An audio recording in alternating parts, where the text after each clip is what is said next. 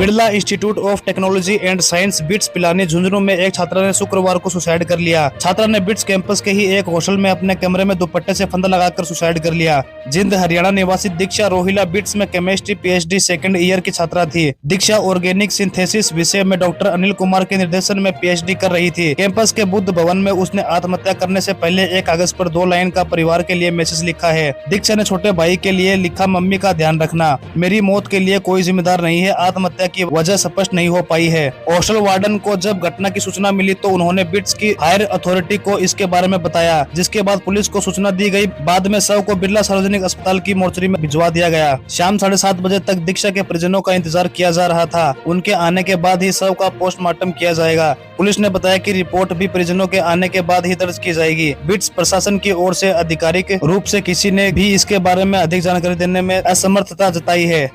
आज समय करीब 2:30 बजे टेलीफोन से बिट्स पिलाने से सूचना मिली थी कि एक पढ़ने वाली छात्रा ने अपने कमरे में सुसाइड कर लिया है। मौके पे पहुंचे तो बिट्स प्रशासन मौजूद था।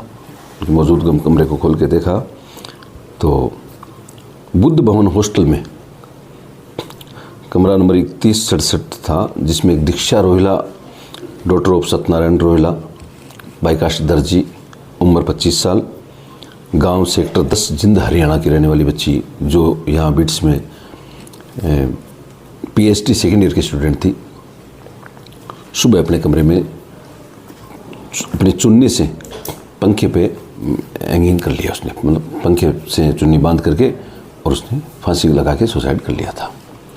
उसके परिजनों को सूचना करवाई, बॉडी को मोर्चरी में रखवाई।